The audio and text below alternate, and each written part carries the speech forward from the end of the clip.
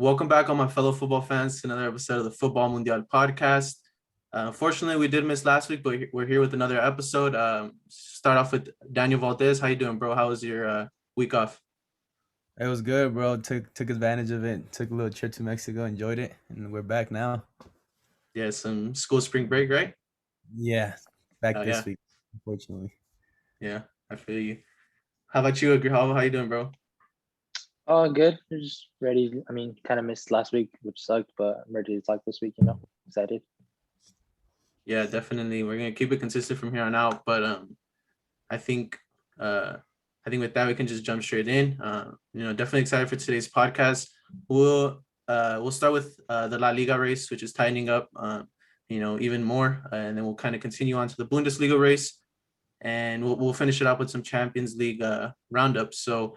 With that out the way, we'll go ahead and jump straight into the La Liga action. We had a couple of derbies this weekend, but we'll go ahead and just stick with the top three teams. The first of those being Madrid, who played at home against Elche, and Zinedine Zidane kind of gave us an idea of what was going to come in the Atalanta game, right? He tried to test his three at the back with Sergio Ramos in the middle, and Vinicius and Benzema up top. And although they struggled. I guess they didn't really struggle too much. Maybe in terms of creating some super clear chances, they struggled. But I mean, they were the better team, although they were down most of the game, right? But this is kind of being a problem with Madrid, in my opinion. This reliance on Benzema, right? Who in my opinion, is one of the probably top three strikers in the world. His consistency is second to none. That second goal itself, that finish is beautiful, but I think there might be some problems if Madrid doesn't start looking better. At least to me, 6 points behind still. Yeah. It was interesting to see him try that new formation. It seems like a good amount of teams have been trying it this weekend. But yeah, it looks like they kind of were struggling to really create those clear chances that would just help them score. And I feel like it's been a problem for them the past couple of weeks, and it's not looking good right now, considering that they're in the title race. I mean, it's not that Mm-hmm. far ahead. I mean, Atletico is not that far ahead, so you know, Yeah, and Barca's only 2 points or 2 points ahead. So I mean, all it yeah. takes is a draw. Mhm. Yeah.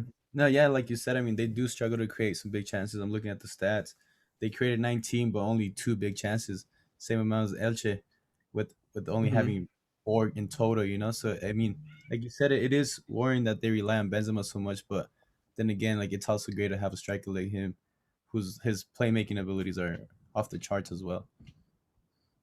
Yeah, he's that guy's definition of, like, when you hear a complete forward, like that's a complete forward, and even more, like he drops into like the back line just to pick up the ball and try to get it moving forward. And the guy is just a fucking hell of a player, man. And um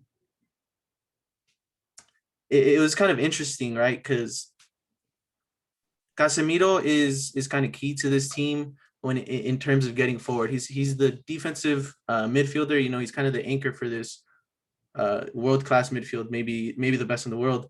And he's also very key at like making those runs forward. Getting into the box, getting those his head onto those crosses, which Madrid likes to cross the ball a lot. So do you guys think that maybe Madrid should start trying to push Casemiro up a little bit sooner in the game? Instead of waiting until they're down, instead of waiting until like the last final minute, should they give him a bit more freedom to kind of start making those runs early and to try to cause a little bit more danger? Yeah, I mean, I mean, if they're gonna keep trying this new formation, I mean, it's why not give it a go? I mean, do you have a little bit more of a you can kind of rely on your defenders a little more because you have three at the back and then you have the two wides. So I And mean, Ramos is back. it doesn't. I mean, it shouldn't be a problem. I mean, counterattacking it always happens, but I mean, they should definitely look into keeping him, pushing him, making those runs forward. Uh-huh. Yeah, yeah, like you said, I mean, it's an element of surprise, and I mean, when you have Modric and mostly, I would say Tony Cruz, who can kind of slip in that CDM role a little bit, because I mean, he's not one of those players that go like you said into the area a lot. Talking about Tony right now, but I mean, he can kind of fill in that gap and just let Casemiro make those unexpected runs. I mean, it's a great element of surprise. I mean, in today's game, any advantage that you can obtain, I mean, why not? Mhm. Definitely. This game did draw a bit of controversy. There was the penalty that could have gone, Elche's way. But I mean, shortly after they score off that corner, so I guess it doesn't matter too much. And Vinicius is has been struggling. We've been talking about it in the past couple episodes. Finishing, which we'll get into later, especially in the Champions League. But his finishing just isn't there. Like we said, that final ball, and Rodrigo came off the bench, and although it wasn't a crazy assist, I think this, if I'm not wrong, I think this puts him on 6 assists for the season, and it's only like 7 starts, and I think with him kind of finally being healthy, it gives him a more creative spark, right? He's not like Vinicius where he super electric. He's gonna run at defenders. He's gonna spread the game super easy with his 1v1 ability, which he does have, but he's more of a creative player. He has the a pausa. He's a little slower with the ball. He's more methodical, and he can create those openings. And I think with him finally being back, Zidane should really look into giving him more minutes. I think going forward, he may not necessarily be better than Vinicius, but I think he really has the potential to be a better player. Yeah, and it's a good headache for Zidane and also Vinicius to also realize that, I mean, he needs to be putting these shots away that he's creating for himself. And I mean, honestly, when you see a player coming in and you know that they're really good, it makes you as well want to be better. So I mean, it's yeah. No, yeah, like we said, I mean, they're also very young. Both of them are very young players, and I mean, it's just Mhm. great to have them back. I mean, considering like the other day on the bench, they had just a bunch of Casilla players. yeah, Yeah. Castilla players. So I mean, it is like you said, a good. I mean, Vinicius is young. I mean, his 1v1 is crazy. He has crazy speed and stuff. It's just a matter of getting your shooting boots on, you know. And I mean, that will Mhm. come with time too. And I mean, switching a little bit, based on the stats, you look at it on paper and I mean, you can say Zidane got it right with the subs. I mean, you have Luka Modric coming off the bench and giving an assist, and then you have, like you said, Rodrigo giving the assist in the last minute. Yeah. Yeah, no, I think his subs were great, and Luka Modric I think completely changed the game for them. That sub, he's such a good player, bro. To be doing this at 35, 36 years old, whatever he is, 34. Kind of like a late bloomer. It's yeah, no, definitely. I mean, he didn't go to Madrid until 26, 27. Yeah. He didn't really hit the peak of his career until the twilight, but it's beautiful to watch, and I love watching the guy. And um, what he really did in that Atalanta game was huge. But he completely changed the game for Real Madrid here. But the boys are still 6 points, off Atletico Madrid. Um, the season is coming down to a close, but they are still big games like the like El Clásico between Barca and Madrid, which will be coming up in a couple weeks. And they just have to hope that both of those teams in front drop points. And I think with that, we can kind of move on to the next game, which is Getafe visiting, or I'm sorry, Atletico visiting Getafe, where even more points were dropped yet again for Atletico, right? Last week we had the derby, the Madrid derby, where another 1-1 between Real Madrid and Atletico Madrid, and here between Getafe and uh, Atletico Madrid, which you kind of expect is 0-0 between these two kind of defensively solid teams. There wasn't much between them. David Soria was probably man of the match. He made some excellent saves, but Atletico isn't looking too hot right now. I mean, that's Yeah. five. Sorry to interrupt, but that's 5 out of 8 games that they've dropped points in La Liga. Very 5 out good. of the last But 8. no, yeah, the other thing I wanted to talk about is how Getafe hasn't scored on them in like what is it, 13 games now? Yeah, something Since crazy. it's crazy, and I mean, I don't want to say I knew it was gonna happen, but I mean, it's just kind of something you expected, especially with both of them being defensively. It just, I mean, you know. I mean, yeah, it's always a struggle with the Atletico side when they have to when they're the ones that have to go out and look for the score. When the other Mhm. team's the one that drops back. I mean, it's not something different. We're used to seeing them struggle. You saw the game against Villarreal, which they ended up winning, and they didn't create too much either. And I mean, it's just kind of the same story. And I mean, it's just one of those years where they have to kind of take advantage. You know, they have to dig a little bit deeper. You have to see that like the two biggest clubs in Spain are struggling right now, and they're not taking advantage as a recent form. I mean, we're at the beginning, but now they're just kind of loosening up. I mean, they won like what, two of their last five in all competitions. I mean, obviously you do have Chelsea and Madrid in those games, but I mean, they don't have a bad squad either, you know, and they have a lot of offensive weapons as well. I mean, it's just not working out right now. Yeah, and I think this game was a little bit more unlucky. There was some chances. I guess they didn't create too much, like in terms of getting a goal. But it is Getafe at the end of the day. Jose Bordalás team is gonna sit back and make sure they don't get scored on. Like even though they haven't necessarily been great this season, like they have in seasons past, that's what they're gonna do. Bordalás is gonna make sure that he does not get scored on, if he can.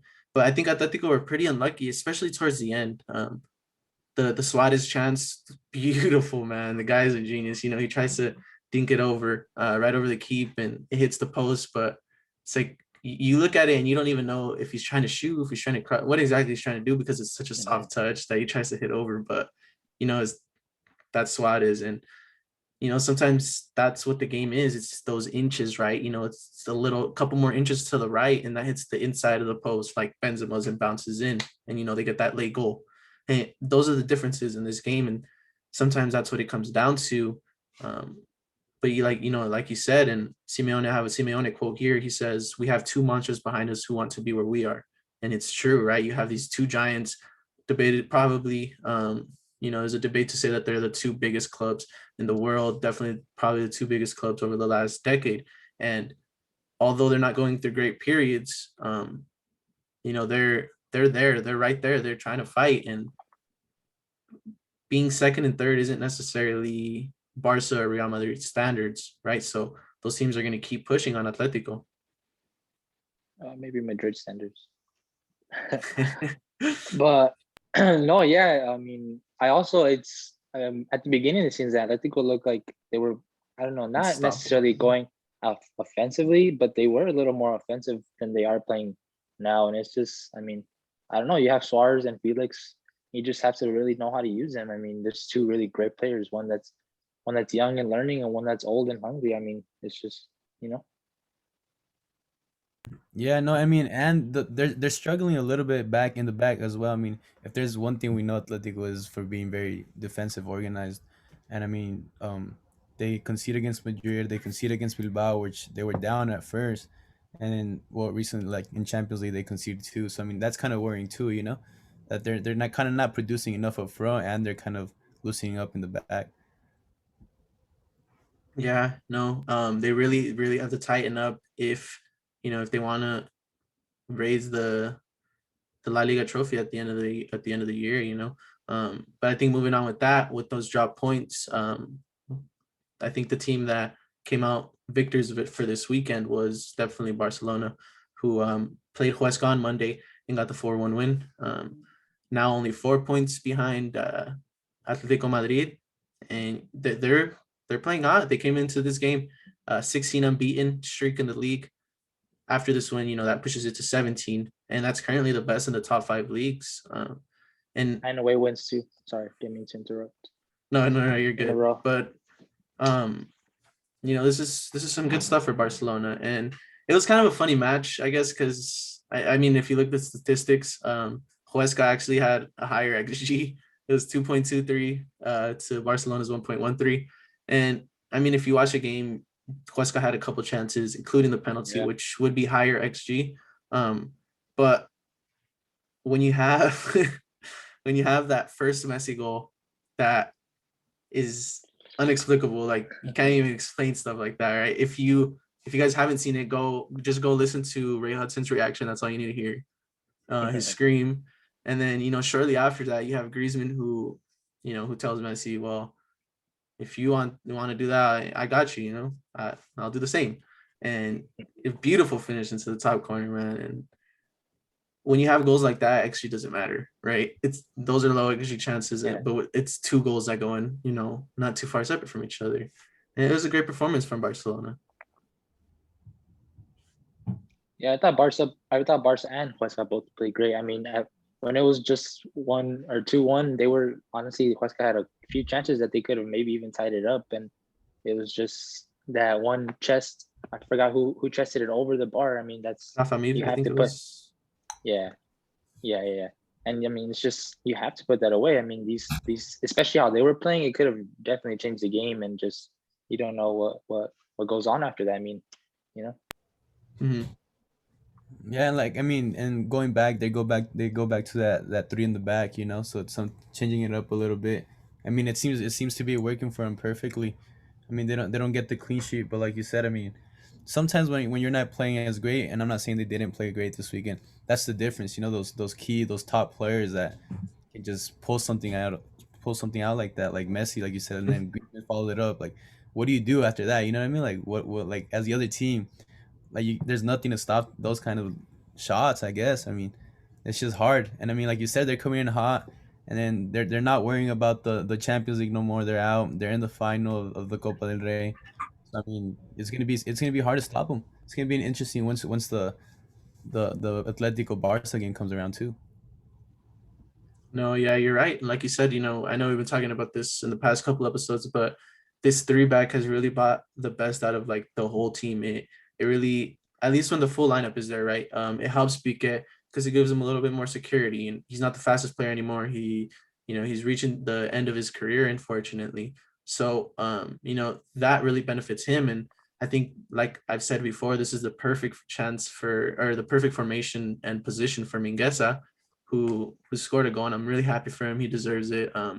He played really well against Mbappe this in the Champions League the past week, and he's been playing really well for the team in general.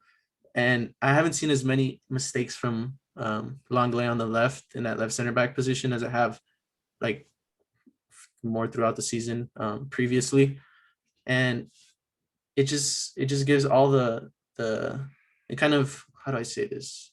It plays to all the strengths, right? Especially for the wing backs. Two really attacking wing backs.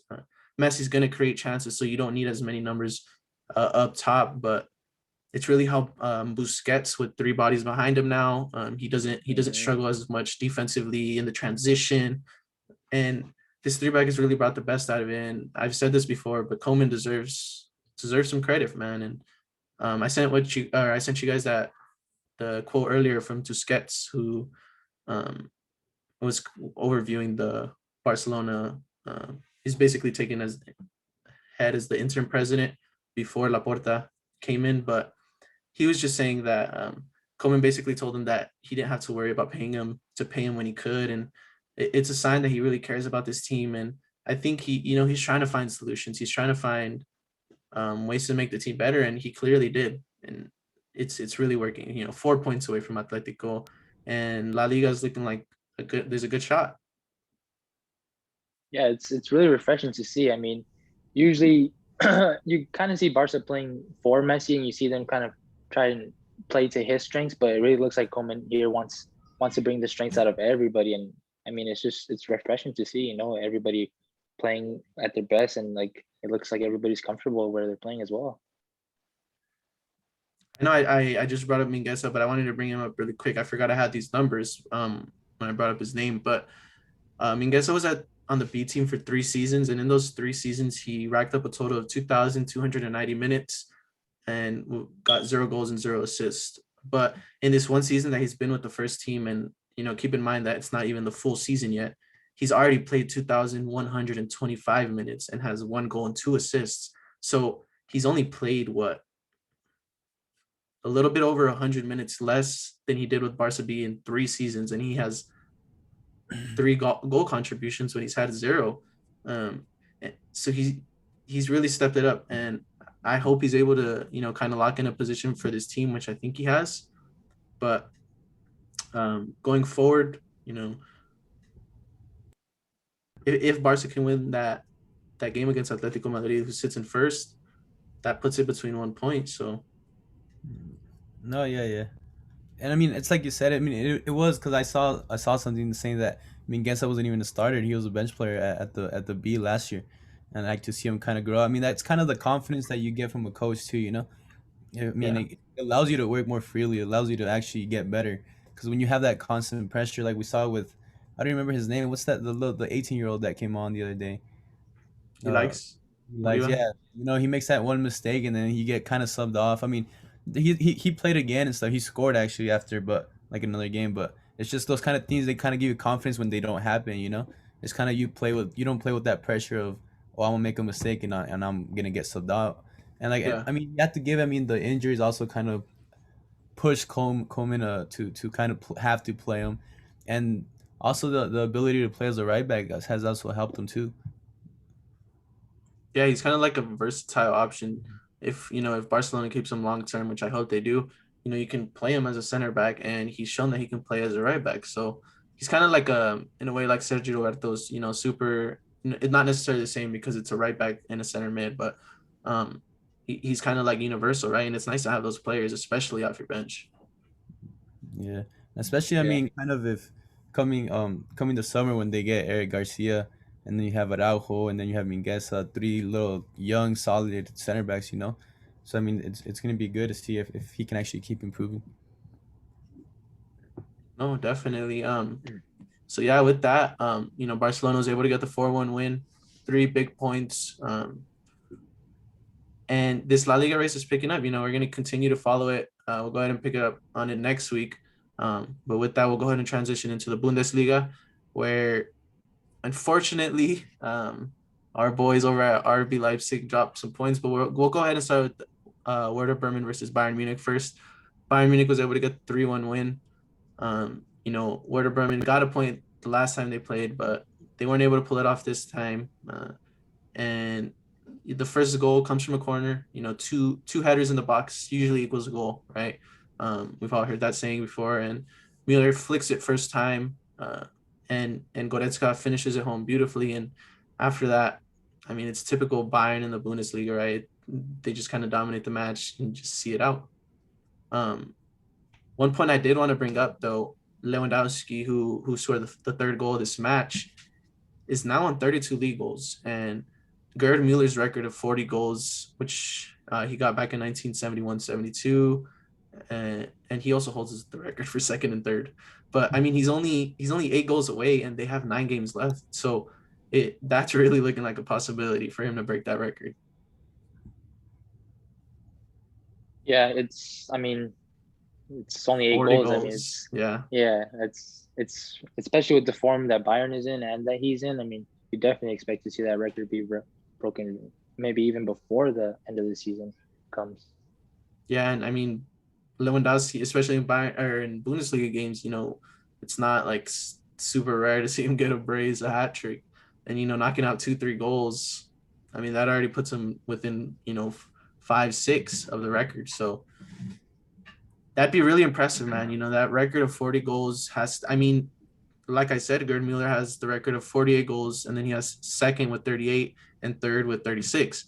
So nobody's really touched him in those 3 spots. And if he can come in and just break all of those and beat him, I mean, he's the Ballon d'Or winner for a reason, right? It's just super impressive season, just dominant. That's like the word for it, man. Dominant. And I mean, it's easy to say, I mean, it's almost a goal per game. I mean, you have one game to not score a goal, but it is Lewandowski. We know what he's capable of. And I mean, like you said, the Bundesliga games, especially coming down to the wire, I feel like now Bayern's gonna clinch it, clinch it. They're gonna get it. I don't think they'll drop a lot of points, or if any, at all. I mean, it's not a team that struggles to score. I mean, just looking at their last matches, they scored 4 in the first leg of the Champions League. Then they go score 5 against Cologne, and then 4 against Dortmund, and three this weekend. So I mean, it's not like they struggle to score. So I mean, I wouldn't be surprised if he does break it, and I hope he does actually, or at least touch the third or second. Mhm. But I mean, just knowing him, I mean, pretty sure he's capable of it. I mean, I'm pretty sure at least in one of the games he'll get a hat trick, hopefully, and it's gonna be interesting to see. Yeah. This is was a really big win for Bayern Munich. Sitting now after the win, they're 4 points ahead, and on Sunday, the next day, Leipzig was able to play came up against Frankfurt, where unfortunately, they dropped points. They dropped those 2 points, which now keeps them at 4 points behind Bayern Munich, and Leipzig played a good game.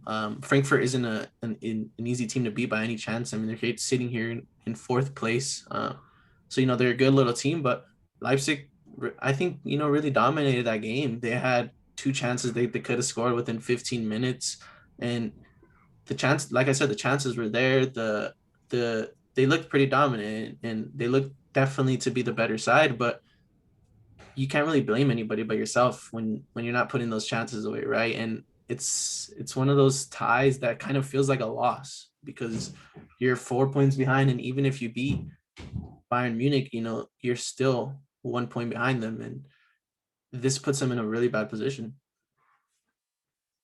Yeah, and it's just like how we've been talking about in the last few podcasts. I mean, it's just really grinding out these last few games, and this is where it comes down to needing every chance you get. It has to be scored, especially in these last few games. I mean, everything's so close right now, and it's just sucks. I mean, you really wanted them to give Bayern that. I mean, the season's not over yet, but it doesn't really look like Bayern's looking to drop any points, and you just wanted that race to be a little bit closer.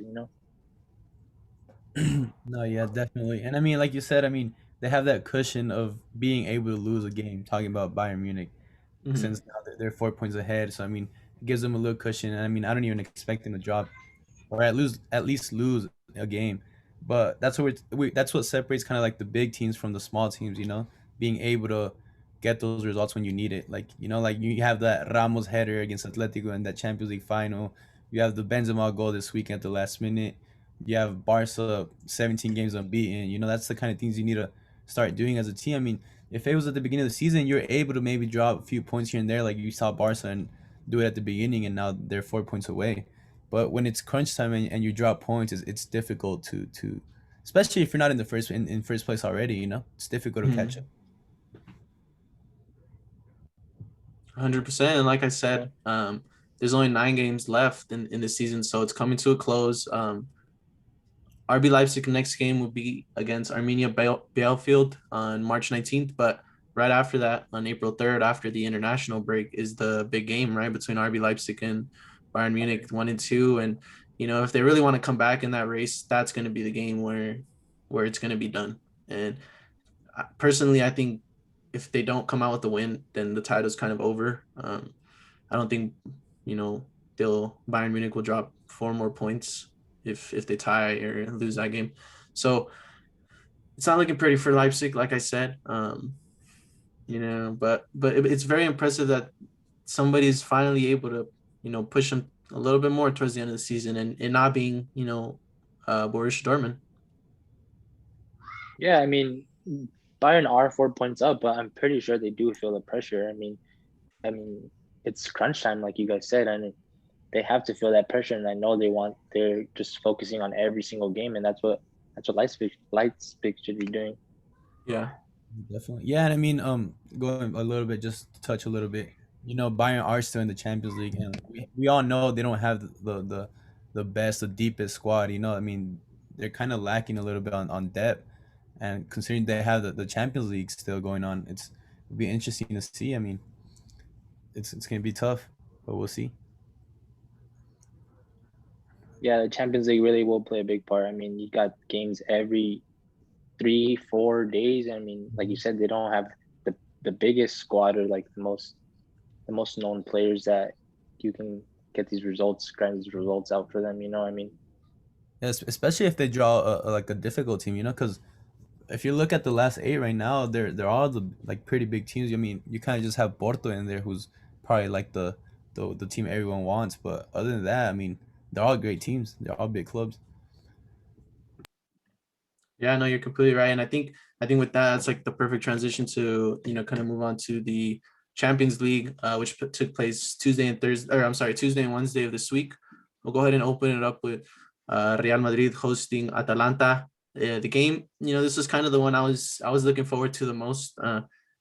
With the 1-0 win that Real Madrid got last time, it was a tight game going into it, right? There was the chance that Atalanta could come back and win.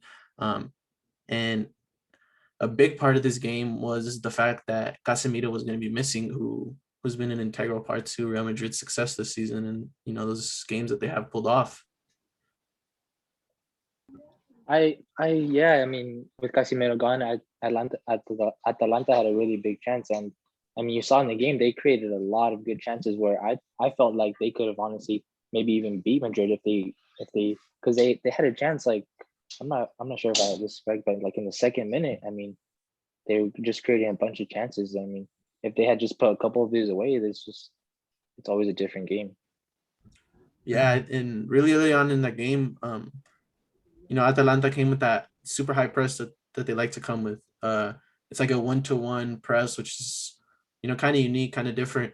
But they were super high up on Madrid, and Madrid was just kind of taking it, and they didn't really make any crucial big mistakes from it. And funnily enough, I know I just asked you guys if Casemiro missing, how you felt about it. I personally think that Madrid actually benefited because of it.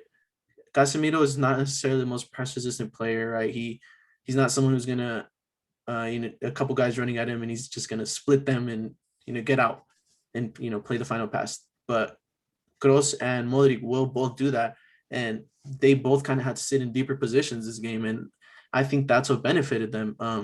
Their ability to come back, pick up the ball, get rid of that high press and release. And like I said, I think it really worked out that, funnily enough, that Casemiro was out and Modric and Cruz were able to slide into that DM holding positions.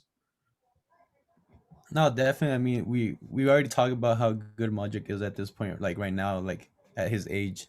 Mm-hmm. But looking at Tony Cruz, I mean, that guy is crazy. Just how calm he plays, how easy he makes it look. Just the little touches he takes, the little first touch that makes you go the wrong way. The Yep. little thing, and then it's an accurate pass every time. You know what I mean? So I mean, like you said, I mean, I would say Zidane didn't really get it right because I mean he couldn't use Casemiro. It wasn't like a tactical decision, but I mean Mm-hmm. it ended up favoring him. And then you have Valverde, who's also a workhorse who runs around, who fights, who's actually he's decent. He's good on the ball as well, but Yeah, he's he is. who's really fast as well. I mean, and they kind of dealt with it. I mean, I would say they didn't really struggle, and then just touching on the first goal. It's just those things that it can't happen in the games. That mistake from the goalie. You're down. You're still in the game. You're down 1-0, and it just kind of you mess it up.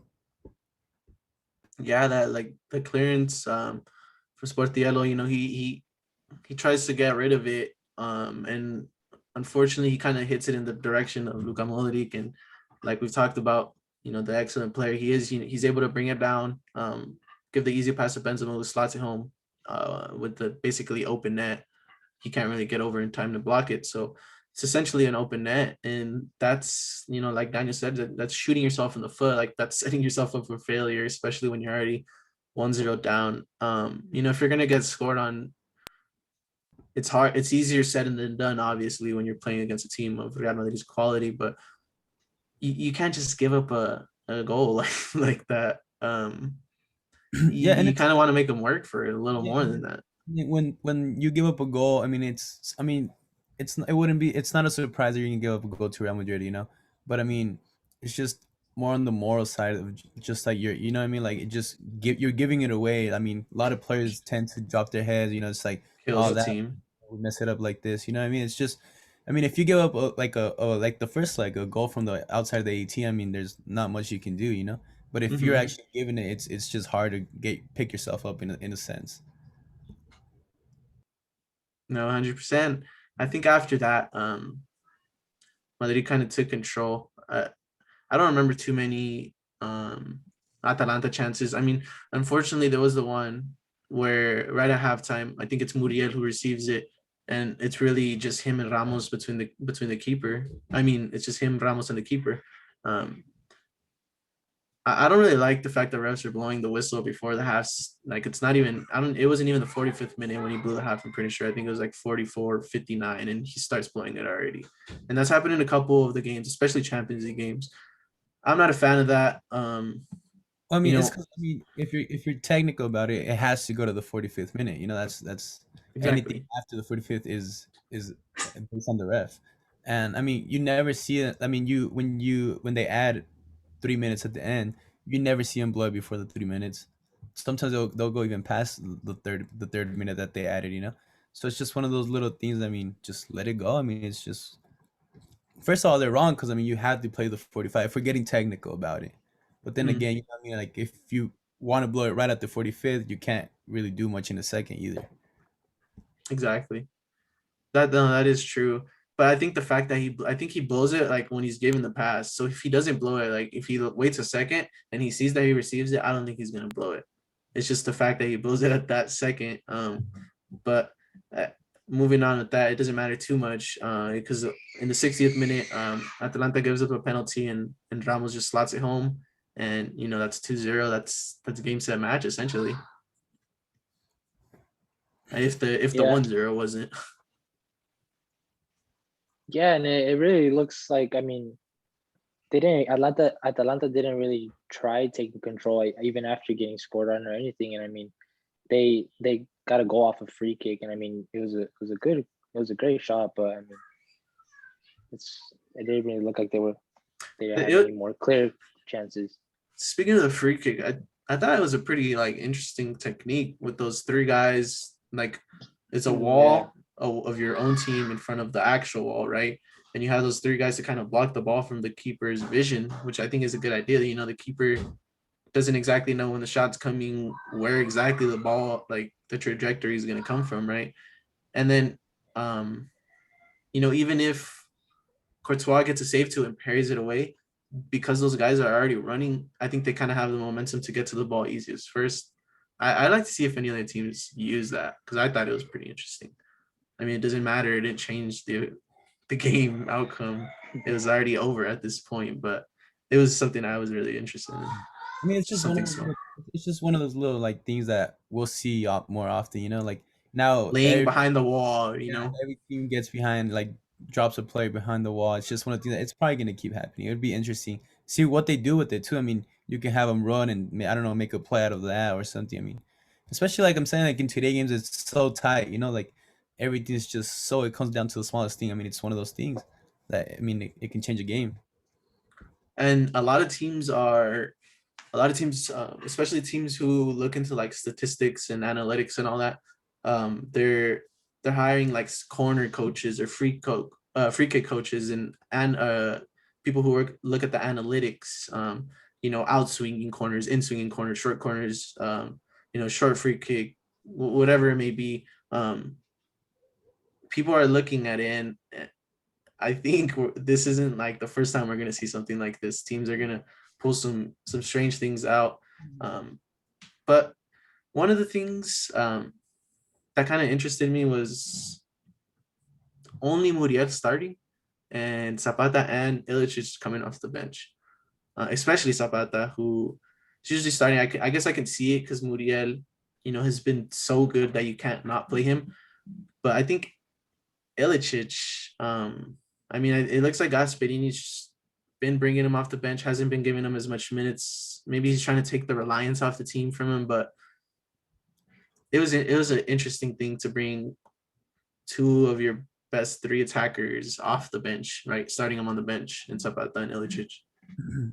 yeah, Yeah, and I mean, Zapata had my bad.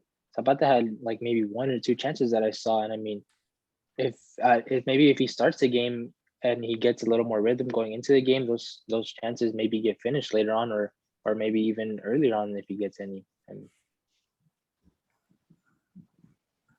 no, Look, yeah, but credit to Atalanta in this tie. Although what was the final 4-1 for the aggregate, but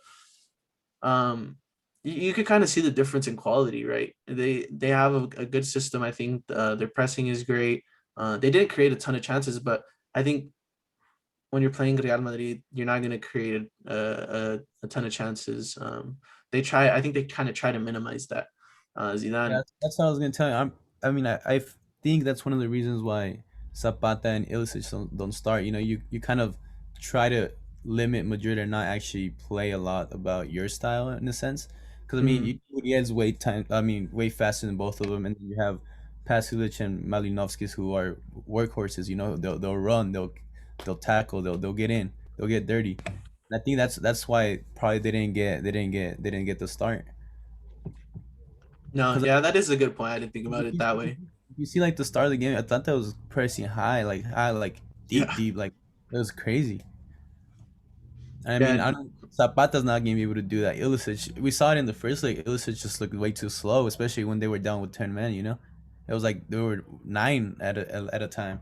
yeah, yeah. This So Atalanta press is yeah, Gasperini is such a good and I coach, think man. I think they do interview him, and they in an interview after the game, Gasperini says he wouldn't change anything that he did.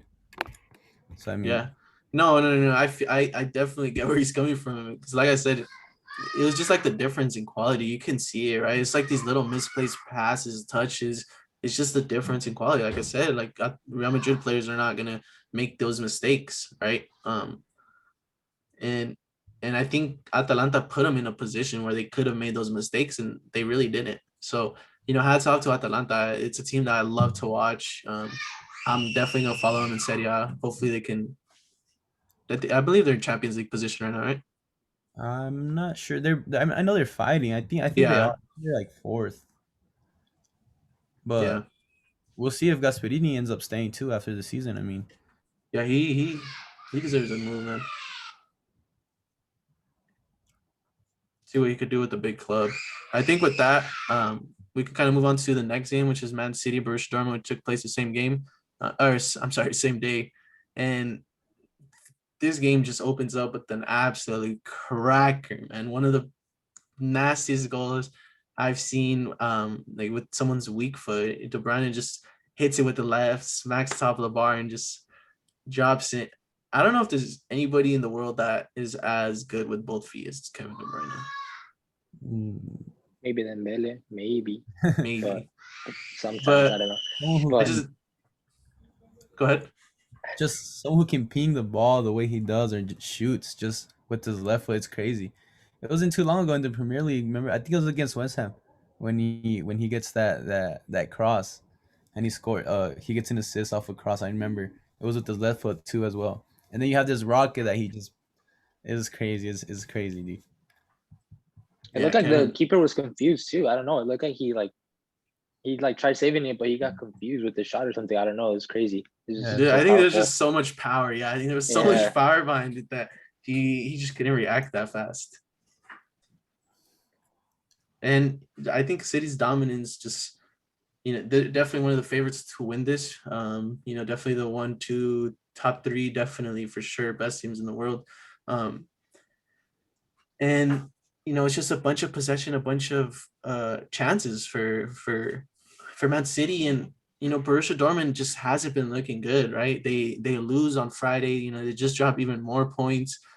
They lose here 4-0 aggregate. I didn't expect them to beat Man City, but they're certainly not in good form, and they didn't really do much in this game that impressed me. And a lot of it has to come down to Marco Rose. The whole announcement of him moving to Dortmund. They've been bad ever since. yeah. I mean, it's just. I mean, you gotta admire about City because we all know what City's capable of. Like they're gonna complete a lot of passes. They're gonna have most of the ball. But one of the things that Pep seen were lacking, especially the City teams in the last seasons, were the defensive mistakes. And today we see it. You have Borussia Mönchengladbach created 5 chances, 0 big chances. They didn't create a single thing. You gotta give praise to Pep for that. He's fixed it. He's able to keep the team playing the way he likes, and then without those little defensive mistakes. And you got to give a lot of credit to Ruben Diaz, and John Stones has really stepped up too as well. Mm-hmm. Yeah. I I, think I, the I, but I think the big question on Man City, and it's like every year is, I mean, can they actually do it this year? I mean, and it's a thing every year. Can they do it? And I really hope they can. I mean, it sucks seeing them just every time. It's just these little mistakes, defensive errors, and it just catches them. And I really hope they can do it this year. I mean, at least make it to the final. You know? And one of the biggest questions on Man City is, or not questions, but one of the biggest topics I've seen kind of going around and on Twitter and social medias and stuff is like the fact that they don't play with nines, they don't play with the striker. Partly because Agüero has been out for most of the season. He's a little older now. He's on the last year of the contract. And, even early Pep days, there were rumors that, supposedly Pep was going to get rid of him. But, he just started playing great and you couldn't get rid of him. But in those games that, like when they play Bayern Munich or when they play Real Madrid or PSG, whoever the team is in the Champions League, without a true nine, are they going to be able to finish those chances? Because who knows if they're going to be able to create as much, right? And I think part of the reason why you can play without a nine is because your team creates so many chances. And then, of course, you have, the quality of the players like De Bruyne, Foden, Myers, and Silva were the ones who played in this game up top, the attacking four. So, that's just definitely a question that we need to keep in mind. But they do have Aguero off the bench, so it's not like they don't have a striker. They have Gabi Jesus off the bench, so they do have strikers. It's just one of those things because even when Gabriel Jesus is playing, most of the time he's playing that false nine role. He's not playing the actual nine. Mm-hmm. Well, we'll see. I mean, I just hope Pep doesn't go too crazy on the whole. Like he has a habit. Overthinks it, yeah. Last year, Yeah. I mean, excusable to a certain extent that you drop out to Lyon. You know what I mean? Lyon, yeah, that's not. Just don't go too crazy. I mean, keep what's working, I would say, but I mean, I'm not gonna give him any advice. I mean, what am I supposed to say? No, that's a good point. And then just a little bit, like just to touch on the last thing is that they're still in four competition. So I mean, true. they do have the debt. They do have the debt, but I mean, it's gonna be tough to see. I mean, they don't have that kind of pressure that Atletico and Bayern have in the league. I mean, I think they're like 12 points ahead or something like that. So I mean, they have a little cushion, and then the FA Cup. I'm not sure where they're on the FA Cup. I think they're in the semis. Because I know in the yeah, I'm not too sure. I think the Carabao they're in the final because I know Tottenham. That's the only title they're fighting for at this point. So just lost today. Yeah, they lost 3-0, bro. So the FA Cup, they have Everton coming up in the quarterfinal, which is actually the next game on Saturday. Mm-hmm. Quarterfinal? Nice. And then the Carabao Cup, they have the final against Tottenham, yeah. No, that's definitely a valid point to bring up. They're currently 14 points ahead in the league, but United does have a game in hand, so that can drop to 11. But I mean, even then, 8 games left in the league, so they can definitely get the rest there. And then, like you said, the Carabao Cup's almost over. It's just one more game, so. And then I mean, what was I gonna say? Oh shit, I forgot. Never mind, I forgot. I had it. No, it's all good. Oh no, I remembered. It was just they have they don't have that pressure of that record, that unbeaten record no more. Since That's true. United, so I mean, it's just all gonna flow a little bit easier. I would say. Yeah, that's true. When you have like those little records, like kind of like Barca's unbeaten, I'm sure they might not even know about it. But it's there. They know. You know what I mean? Like you have. Like, you've been winning 20 straight games. That's true. And like it or not, I mean, it's a little bit it adds a little bit of pressure. You like it or not, like sometimes you don't even know it, like, but it's there. I mean, you can't deny the fact that it's there. So now the fact that it's gone, you know what I mean? It's just focus on play it out. Yeah. 100%. No, you're completely right with that. I think we could kind of move on to the next game, which is Bayern Munich versus Lazio. We won't spend too much time on it because I think this tie was kind of over before we even came into this game. Bayern Munich won the first one 4-1, and they get this 2-1 win. Nothing much needs to be said. We all expected Bayern Munich to move on. Of course, Robert Lewandowski gets his goal, and it's kind of usual things that we know from Bayern Munich. I mean, Kimmich has a great game as well. Nothing new from him as well. I mean, I would say the only little worry I have about Bayern is that, like I said, they are conceding every game. I mean, even if they won 4-4, you know what I mean? If they score 4 in the first leg, but they concede 1, and then they concede again here. I mean, it doesn't really matter at the end of the day, but it's just one of those little things that are there. That you're not keeping those little clean sheets. I mean, and based on the teams, I mean, you should. I mean, I don't see why you shouldn't. Yeah, no, that's a good point. That's a valid point because looking back here, they haven't had a clean sheet in over a month. It was actually the final of the Club World Cup against Tigres. where they got the 1-0, and then Al Ali, they get 2-0 before that. But if you take away those two games, it hasn't been since February 5th since they've had a clean sheet. So that's well over a month now, and that's one of the concerns that I think all of us have kind of had for Bayern Munich, right? Is can they keep those clean sheets? And I guess it doesn't matter it does matter, obviously. It doesn't matter too much when you have, the best striker in the world. Some would argue that he's the best player in the world. So do you guys think Bayern can repeat this year, even if they have this back line? I definitely these don't troubles? see them winning it this year. No? I mean, I don't. I take my chances. I put my money on City, but I mean, I can see them as one of the strong candidates. I mean, just because. I think they're probably, like, betting wise, probably second favorite, I'd say. Yeah. Yeah, I don't know. I don't see Paris as a strong contender. That like I don't see them above Bayern Munich. I don't see Chelsea above them. Obviously not Porto. Yeah. But I mean, they're up there. I wouldn't be surprised No. if they did. I'll put it that way. Yeah, that's true. That's a good point. And I think the team you bring up, Chelsea, we can kind of move on to their game, but I think they're, they have a good shot to win the Champions League. You don't look past them. This is an impressive. They win this game 2-0, and they went on aggregate 3-0. Chelsea has, with this game now, they have 11 clean sheets in 13 games with Tuchel, man, which is impressive. And he kind of just completely outclassed Simeone in this game. Simeone kind of switched it up, came with his forward back. Tuchel kind of kept it with the consistency. Although he doesn't have Mason Mount in this game, which makes this one even more impressive in my eyes. He's probably their best attacking player. This is a big win, I think Simeone may have screwed up not using his usual 5-back, but that you can't use that to take away from Chelsea's pretty good performance. Yeah, I think we can kind of. Yeah, well, I was going to say, Grihal, but you can kind of take it from here. This is your team, right? Yeah, I mean, the game, it was kind of crazy because the first 5 minutes or so, Atletico were it looked like they were going to score at least. I mean, it looked like they were there to win it. I mean, but literally after those 5 minutes, they said, "Oh, well, never mind. You guys can have the game." And I think the big question for Chelsea was just Werner and Ziyech and Havertz.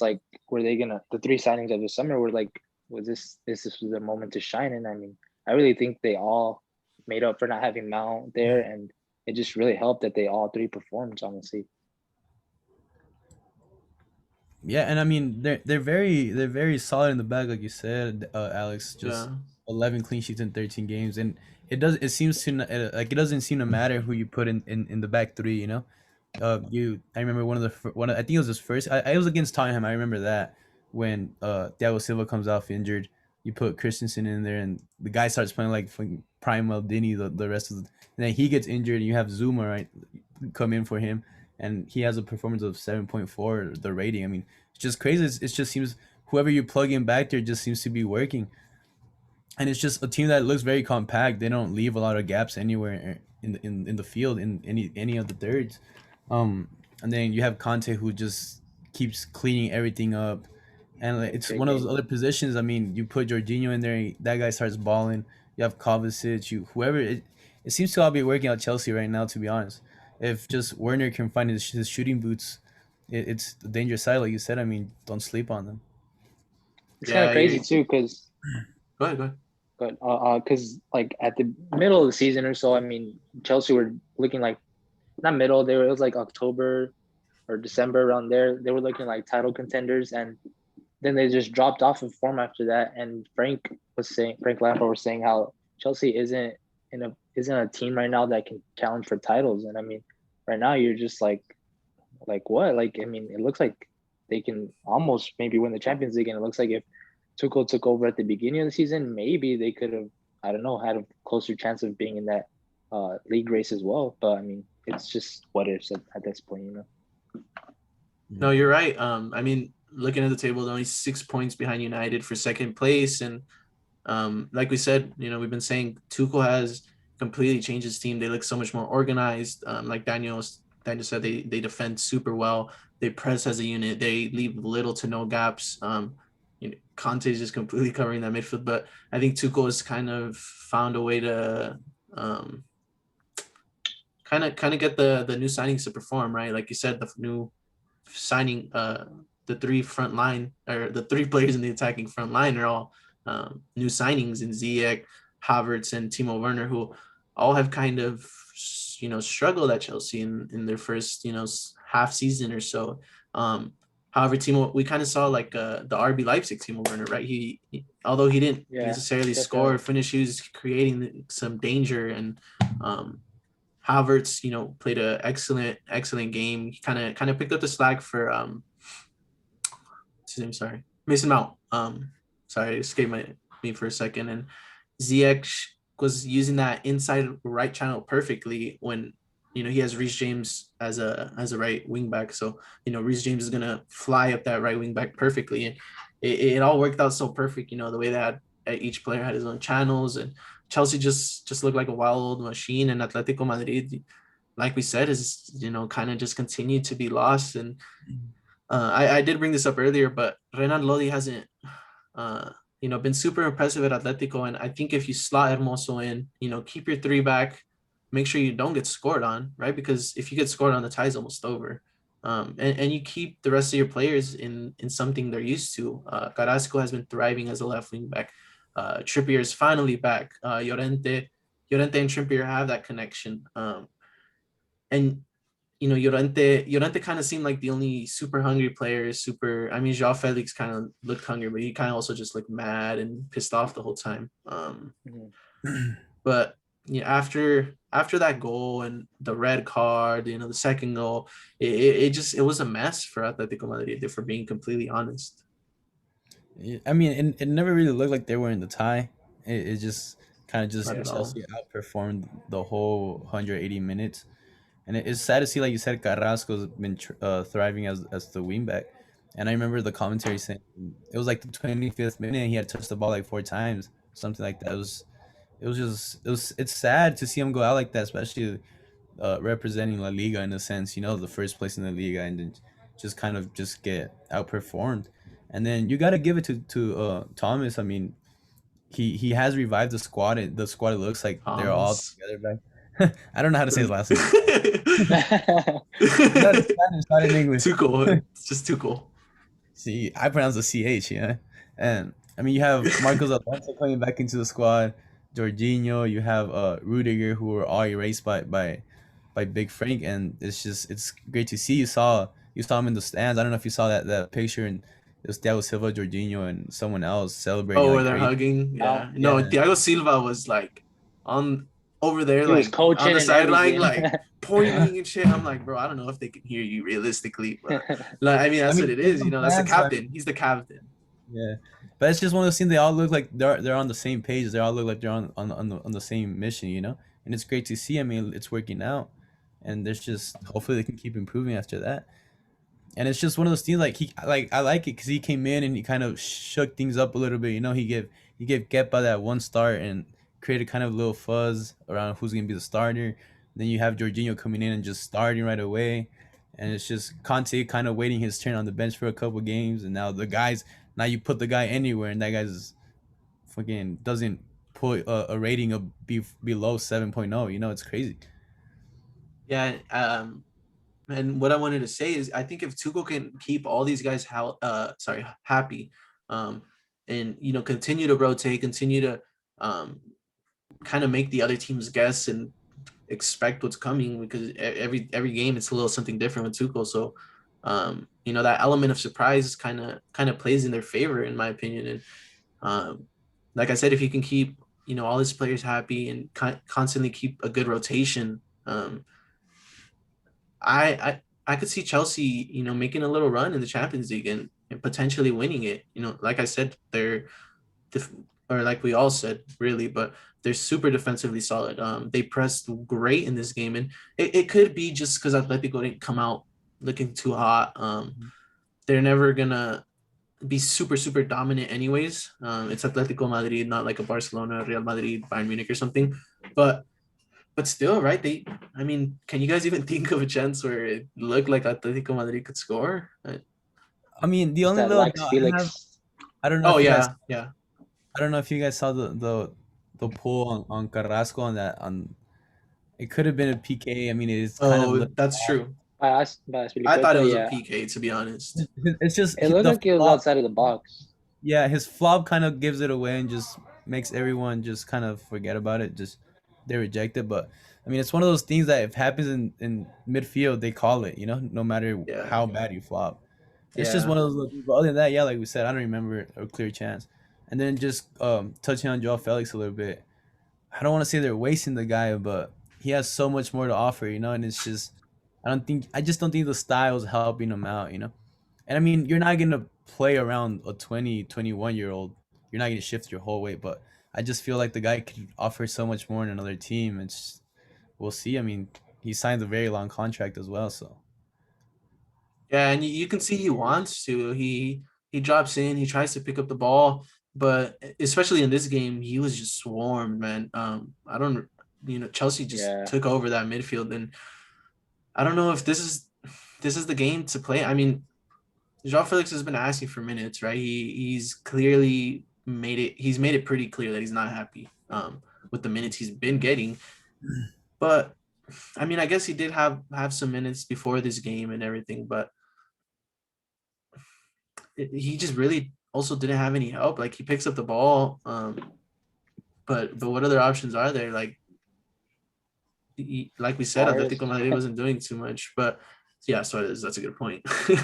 um, like you're saying, they kind of ate up that midfield. I mean, you have Koke, who's very experienced, and Saul, who I like a lot personally, and they just weren't there. They didn't show up. and like in a team like a Barcelona or a Man City or Bayern Munich where you have the ball and you have a lot of chances, I think he would look like a completely different player. And I mean, he started off the season well. He had some good games. Yeah. Yeah, I mean, I don't expect Simone to come out with a completely different team, but when you're the highest paid manager in the world, you got to do a little bit more than that. It's Hmm. just not enough, and we can't say his squad is not there because he has a decent squad. I like his squad. I mean, it, I think He had a not it's one a of the great best squad, squad. but it's a great squad. It's a solid squad, and I I just mean, feel if like we look at it player by player, sorry, I mean to cut you off, but Jimenez is, great center back, especially when they're working in the three with Hermoso. That left center back position is perfect for him. The guy has great ball ability, he's comfortable on the ball, and can pick out a pass. Savage is the other right center back. I feel like they use somebody else. Felipe is a great player too. Those wing backs, like we said, have Trippier. Although he hasn't been able to get too many games, he's looked pretty good the times he's played, and he's a good player. We all know that. Carrasco, Llorente, Coque, Saul, who supposedly wants to leave. We can touch on that in a little if you guys want. But like Joao Felix, 120, $30 million player. Luis Suarez, although he is a bit older, he's still Luis Suarez. And like you said, the highest paid manager should be able to figure out a little bit more than what was displayed. And Mhm. sorry to kind of ramble, but I think his subs were kind of like just throwing players out there trying to figure out. I mean, he knows more than I do. Obviously, he's the one that made the subs, but like the first sub being Hermoso for Lodi, so he realized he should probably go back to that three back. But then Dembele for Carrasco, and then it didn't really look like Dembele was comfortable. He kind of limits, he kind of takes the space that Llorente likes to play, and he was playing on that right attacking spot.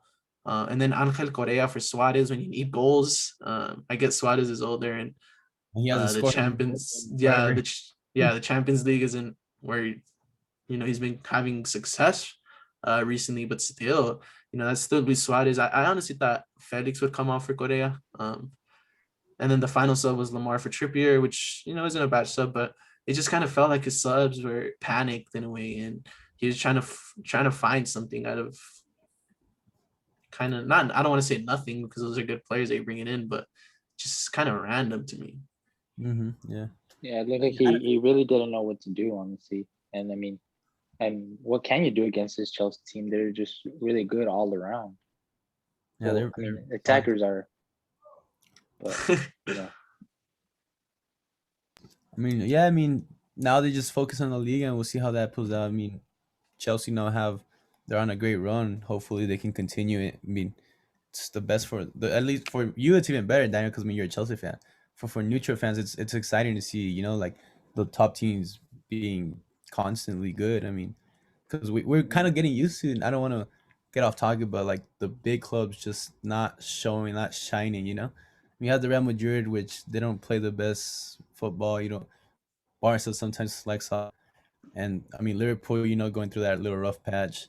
It's good to see. It's good for the Champions League and for everyone who likes to see.